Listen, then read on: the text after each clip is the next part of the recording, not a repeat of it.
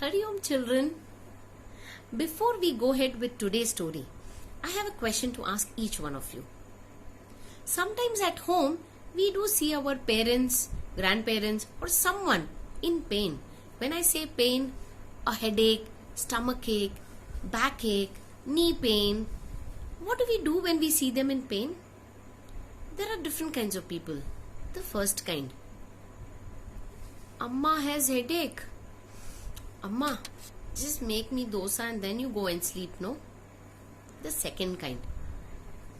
Amma has headache. Okay, I'll make my own Maggie. Amma has headache. The third kind. Amma, do you want any medicine?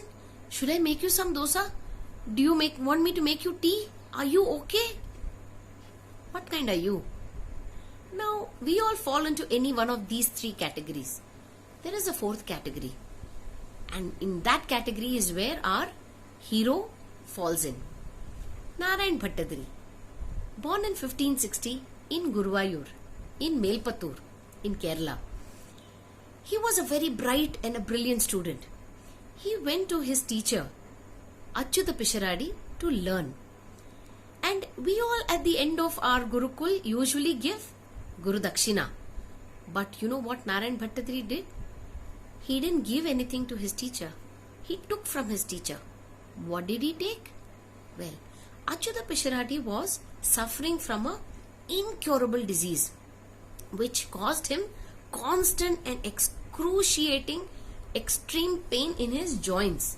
He was not able to move on his own. He constantly needed help. Now, by using a particular kriya, Narayan Bhattadri took his guru's pain and the disease onto himself and relieved his guru. Who does that? Well, he did it. And that's why he is the hero. For the first reason. There's a second reason. Usually, when people are in pain, they become dejected and give up hope in life. But that's not what Narayan Bhattadri did. He was in constant pain, but he wanted to do something. His parents were very unhappy that a young boy, 23, 24 years old, and in this kind of a state, they took him to many astrologers. One particular astrologer looked at him and said, if you want to get relieved of the pain, Meenai Tottu Kootuga. Meenai Tottu Kootuga. Why will I touch fish? All his relatives were shocked. We are vegetarians. We don't touch fish. But Narayan Bhattadri understood. By saying that, the astrologer actually meant that he should start with the fish. And that meant the Matsya Avatar. And that's how he started writing Narayaniam based on the entire Bhagavatam.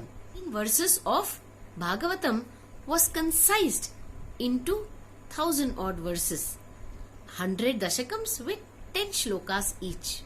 Isn't that amazing? So he used to sit in the Guruvayurappan temple. There is a place that was given to him. That place is still there. And when he used to sit there and constantly write or sing his Narayaniyam, and he would get this doubt, what should be the next word? How should I end this shloka? He would just peep into the Garbhagriha and he would hear Lord's voice prompting him as to what is to be written. So technically, if credit for Narayanam has to be given, 99% it is Narayan Bhattadri's work, but 1% it is the Lord's work as well. Now that's not it. Narayan Bhattadri belonged to a secret school of mathematics. It was called the Sangama Gramam. They usually did a lot of encryption in their shlokas. They used to encrypt the value of pi in some shlokas, or they would communicate the dates on which they wrote the shloka or the day in which they ended the shloka, or various other things through different shlokas. Now when Narayan Bhattadri was ending Narayaniyam, he ended it with saying Ayur Arogya Saukhyam. Now to all of us it would sound like a normal word, and we would think, yes, he is saying that whoever listens to Narayaniyam would be blessed with Ayur, Arogya and Saukhyam. That is good health and happiness. But there is a second meaning to it. It is called as the Katapayadi Sankhya. They used Katapayadi Sankhya to encrypt. If we use that encryption language and decrypt Ayur, Arogya, Saukhyam, it would come to a certain number.